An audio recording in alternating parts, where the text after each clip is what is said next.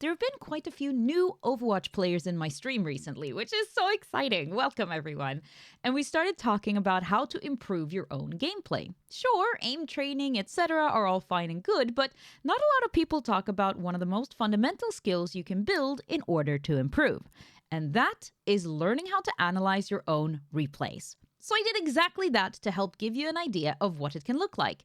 This gameplay and analysis happened live on stream, which you can join in on twitch.tv/QueenE. In this game, I'm going to be playing Ana on King's Row, a timeless classic, as we all know, which I will then analyze straight after. Feel free to analyze this game for yourself as it plays out and see if your analysis of my mistakes matches up to my own at the end. All right, let's dive into it. I just find the crazy thing is, like, after all these years, there's still not a game that I found that compares to Overwatch in terms of like gameplay.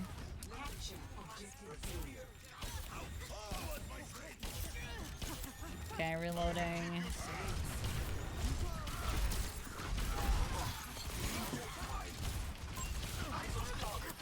Okay. Reloading. I didn't have to, but I did it anyway because I'm crazy like that. I got... Damn, I slept her, but at what cost? Okay, Ryan hasn't died yet. That's good, that's good, that's good. Nice, Benji, bro. I hope you're still having a good time with the game. Ah, why did I go into the bus and just be trapped?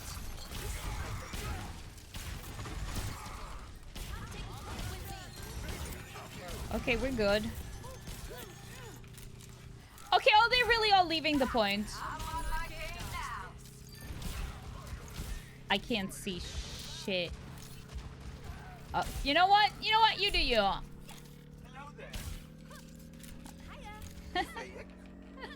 Is a yak. I'm so glad you're enjoying the game, Parrot. Goodbye, my lovers. Goodbye, my friend. I got him! I thought it was dead. Alright, we're good. We're good. We're alive. It's not a problem. I knew I was gonna live, of course.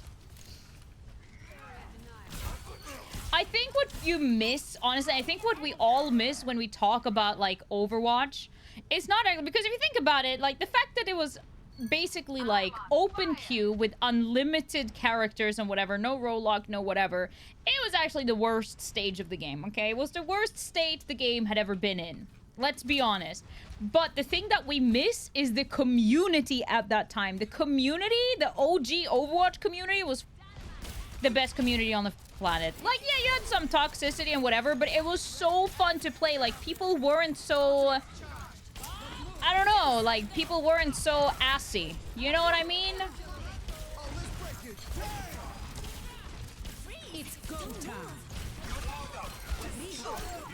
Okay, I'm chilling. I'm going back this way.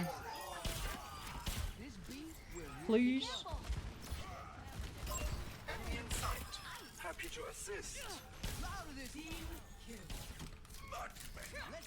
Oh no, I mean, Parrot, I've literally left voice comms permanently because game be so toxic.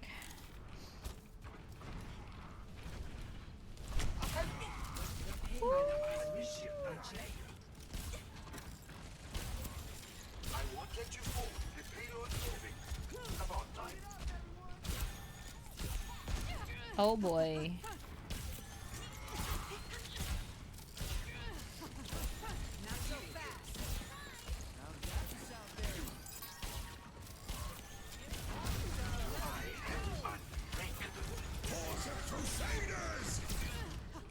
I'm reloading! Now I can definitely not peek.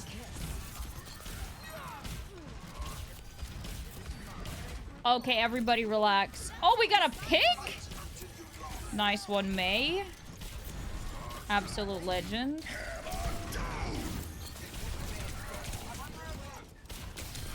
Let me nano myself! Okay. Or not, it's fine. I'm not allowed to nano myself. It's fine. I didn't need to nano myself, of course. I'll be right there.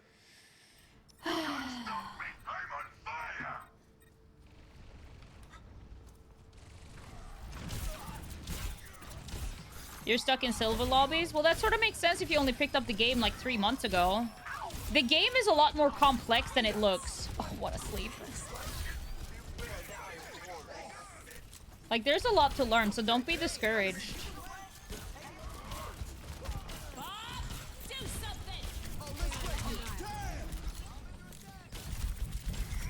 We have to burn that while we can. Nice.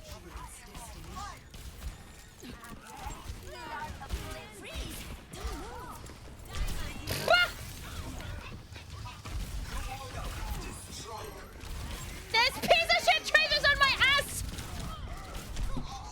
I knew it. I knew it. Yeah, you can carry yourself out of any rank on any role. This is so true. Don't worry about it. Listen, okay, this is one thing as well.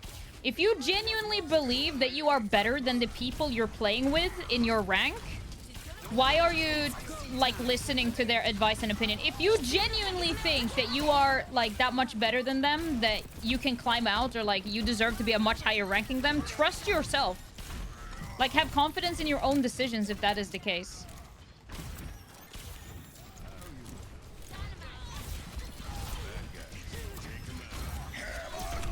I missed my sleep!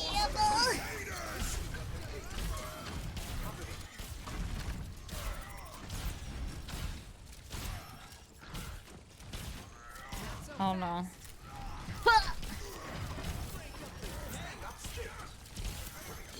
I got a nade off on somebody. I don't know who though.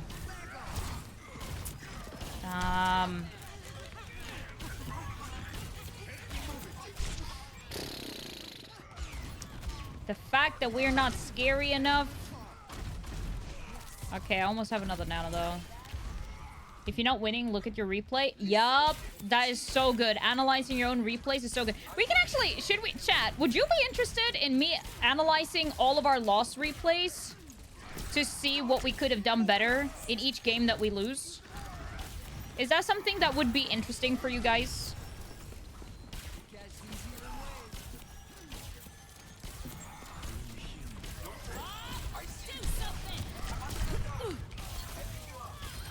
Okay, well, I got that.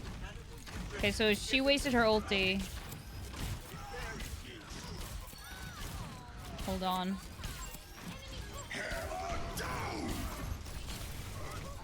Okay. Okay, everybody freaking relax. I'm missing my sleeps. Okay, fall back, fall back, fall back. That'd be cool. Okay. Because, like, it's one thing for me to I've analyzed other people's replays, right? But I think sometimes it could be helpful to, like, watch your own. And maybe it will help you, like, analyzing your own as well. If you see how I'm analyzing my replays, maybe that will help you in, like, how you will analyze your own in the future too, you know?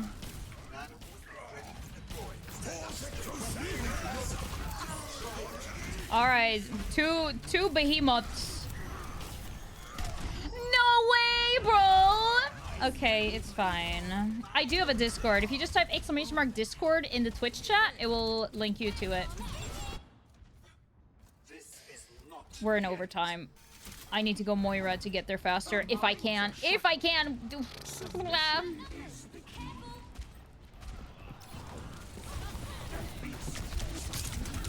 It was worth a Hail Mary to try and get to point quicker, but oh well.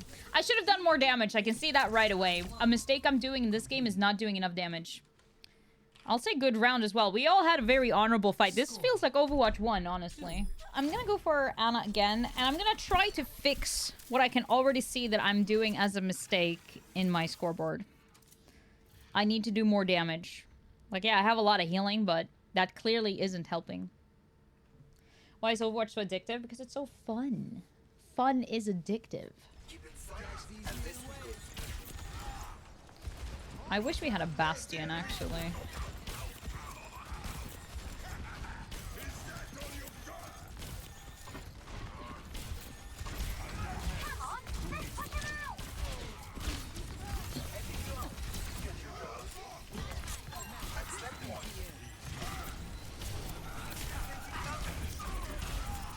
Okay.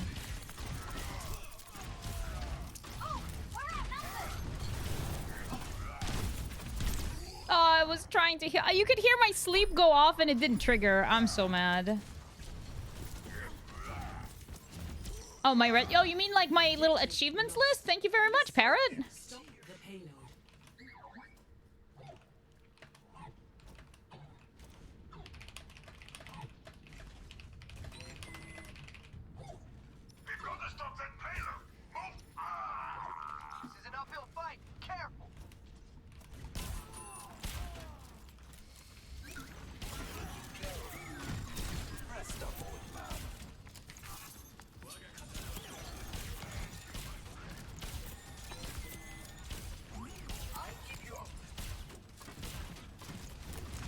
Oh. Oh! Okay. Yeah, the anti.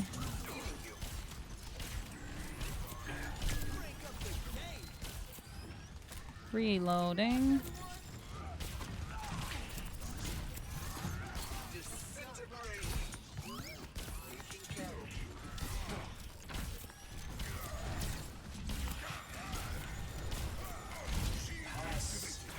Okay.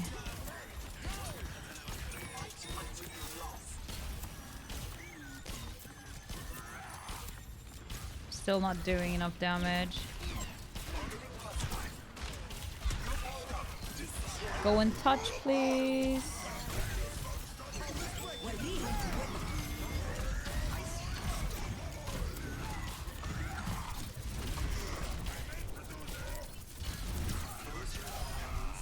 Okay, there we go. That's better.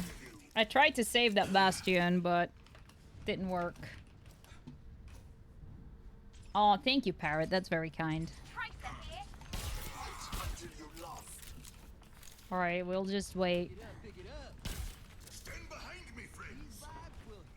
We go up. No. Haha, got a little sleep. Okay, I actually really like the Bastion. I'm sad that we don't have a Bastion anymore, but...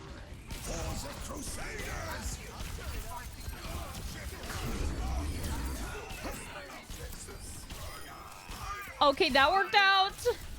Okay, that worked out!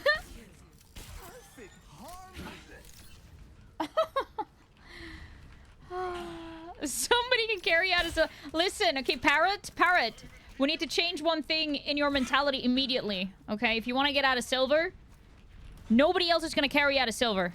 It's got to be you. You got to take charge of your own rank, okay? You got to get yourself out of silver.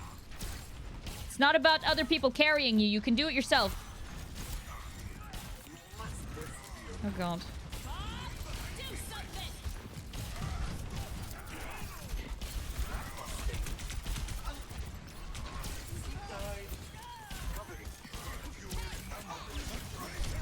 No.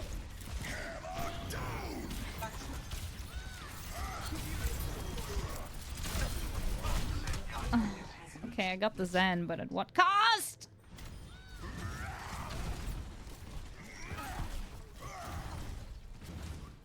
Plus Ultra and all that? Exactly, draws, exactly.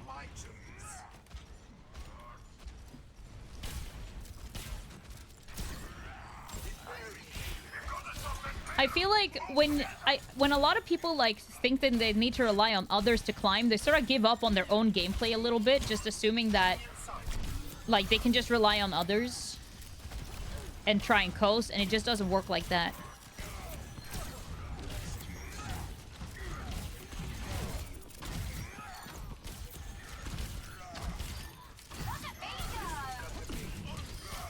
Woo.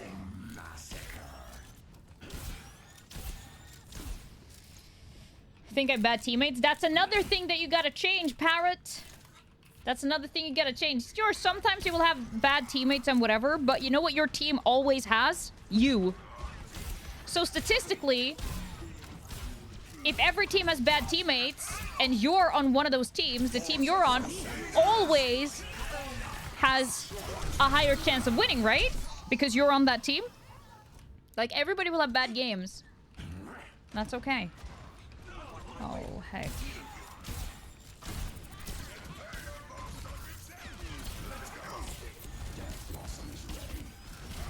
He just decided to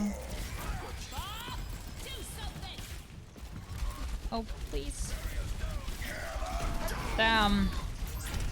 They all followed me into a tiny little space. It's not good. Well, not only that, no, I mean, look, I'm not even in voice comms. Like, if you want to try and shot call, that's fine. That's one way of doing it. But it's more the fact, like, if you are truly, like, the best player in your team, then the fact that you are on the team at all should be able to make a difference, right? A difference that your enemy team doesn't have because you're not on the enemy team, you're on your team, right? So, that's what I mean. So your team, based on that alone, should always have the advantage. Fridge. Unlucky. GG. That's rough. Our Rhine did get a little diffed. They did get a little diffed. Exactly. Those are just copes. If you can't win, it's on you most of the time. Yeah, absolutely. Like this loss. Okay, we can analyze all the mistakes that I made in this loss just to prove that very point. All right, so this is now a replay analysis of the game that I just played, okay? So we already know that this was like a gentleman's duel of Reinhardt. So we know that the Reinhardts are not going to switch. So I think this positioning is pretty okay. I think I should have moved to this angle here, actually. So instead of being here, I didn't need to be on point. You know, that got me killed. So if we go back, okay. This is the situation.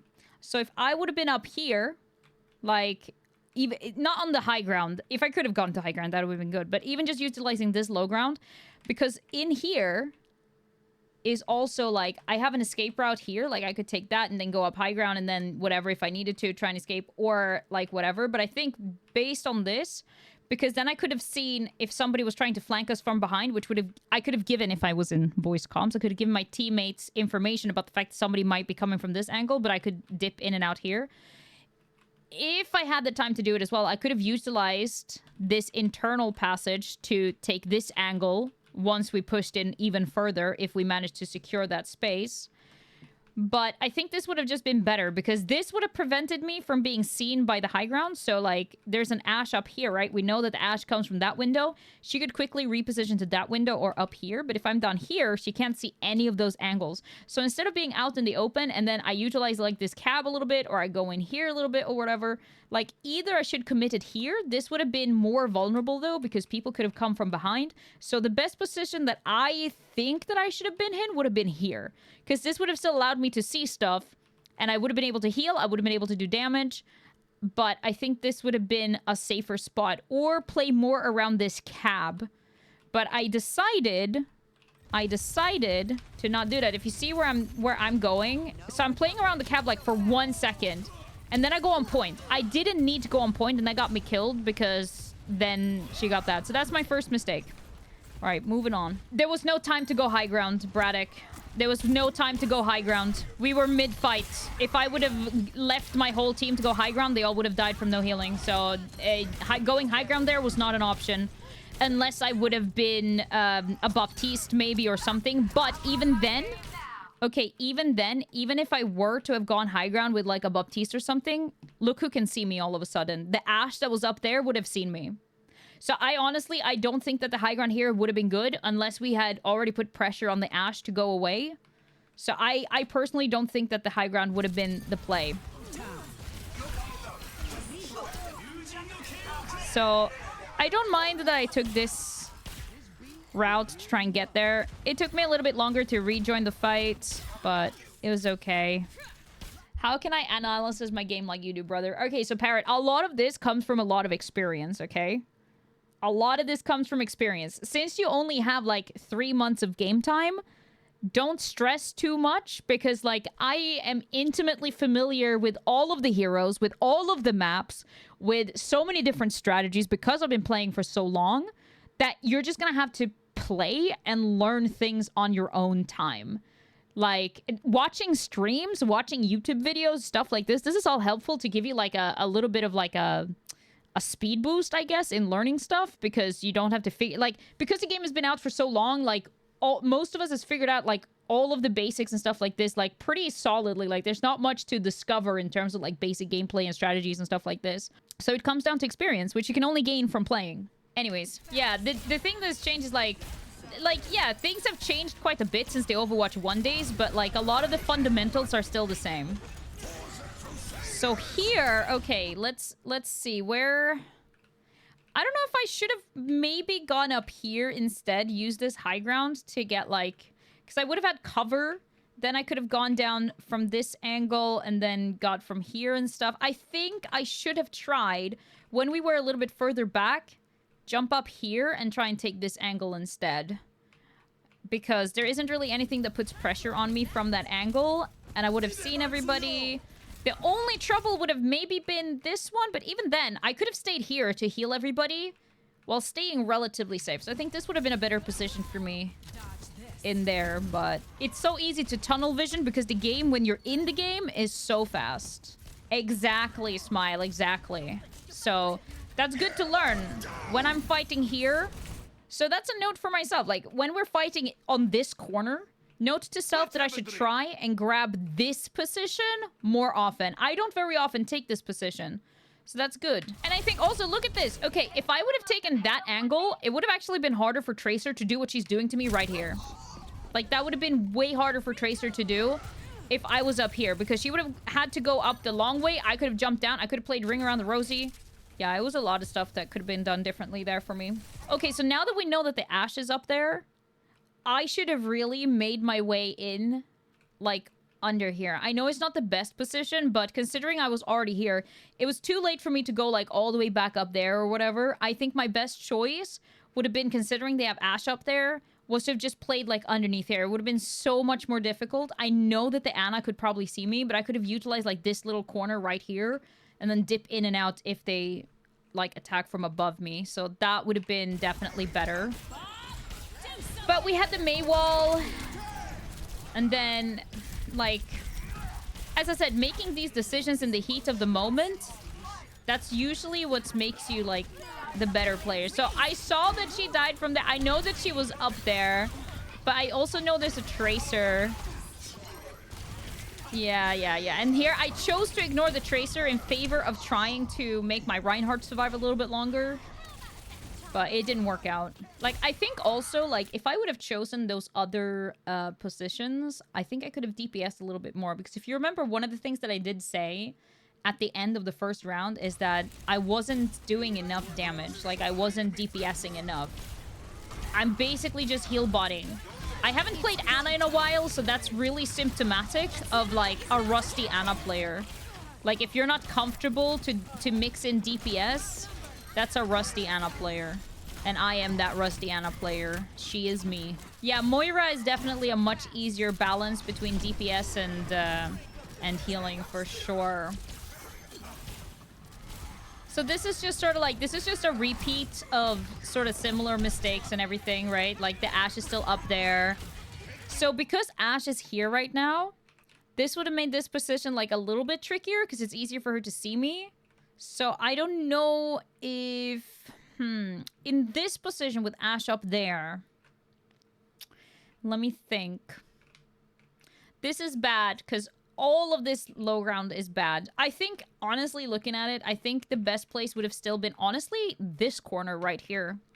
If they're high ground up there, I think this would have been the corner. And if I had taken this high ground here, I could have hopefully have made it, like, run really quickly to this one. The main thing that would have been dangerous here is the Tracer coming from my right, which I should have probably been able to hear. And if that was the case, the Tracer coming, putting a lot of pressure, I could have jumped down forward into my team if I needed help desperately. But I think this corner would have been the choice. So now we know that. But this is why it's helpful to actually look through your own replays, because, like, part of it is also being able to think through, look at your situation at hand, actually look at what options you have without any of the stress, like being able to pause and then being like, okay, so people are looking at me from that direction, they have this, that, and the other thing. Like, being able to do this is so valuable for your own learning. I don't do it nearly enough, for sure. Like, I really don't. But I think it's good to get in the habit of doing this, just to go through the process. of like what is good. And the reason I also think it's good to do it to your own games and not always like get coaching or whatever too is because you need to be able to learn to see what is a good and what is a bad position. Because that once you learn what is a good or a bad position, that's when you will be able to make those decisions in game under pressure. Like, because your brain will be like, oh, that's a good position. Oh, that's a bad position. Oh, this is good or whatever, you know? So that's why, like, having coaching is, like, good to point out stuff that you can't find yourself yet. But that's why practicing to analyze your own stuff is so valuable. Exactly, Benji. Exactly. Like, you need to struggle, which is why it's, like, it's good to just take the time and be like, why is that the best thing? Like, even if my chat screams like, oh, but you should have just gone there. You should have just gone there.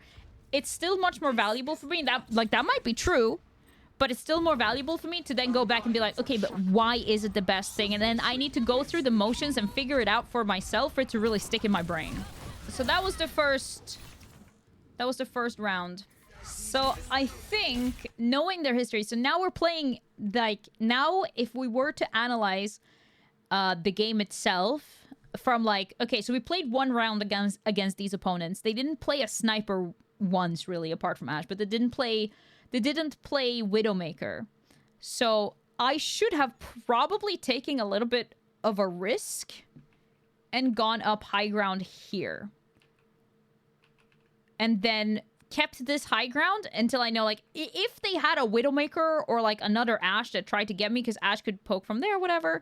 Ashe not so good at these super long range, whatever. So if they don't have a Widowmaker, I think holding this high ground here would have been a lot more beneficial. But I'm always super hesitant to take these sort of, like, riskier spots just because I don't have the confidence in myself sometimes. So I'm much more comfortable, like, sitting in my comfy box and just stay in positions that I feel are easier for me to react to because my brain is more used to making decisions from those locations. However, this does open up for, like, a lot of difficult positions, as you can see, like here, when we have people attacking from in here. We have people attacking from this angle. We have people from back here. Like, there's a lot of angles to be in. And that might have still been problematic. Like, that could have still been, like, really, really difficult. Because of the Ashe and stuff. But I think, look, if I would have been up here, I wouldn't have been in so much danger. And if I really needed to, like, get out of here, I could have taken, like, either jumped down here. I could have gone the long way around. I just think I would have had more options sitting on the high ground for as much as I could. But I don't know if it would have made a super difference because they did have Genji. They do have Ashe. Both of those can pressure high ground really, really easily. So it would have been a risk, but I think starting up high ground would have probably been better. And then I could have dropped down and backed off or whatever. But I think that my entire team got in a really sticky situation because we sort of got sandwiched by their team, which doesn't help. This is okay. Just barely managed to stay safe. This positioning is still okay for now. But I should have definitely tried to be more aggressive in terms of my DPS, I think. So I was waiting out the Genji deflect for my nade. So I'm a little bit out in the open here.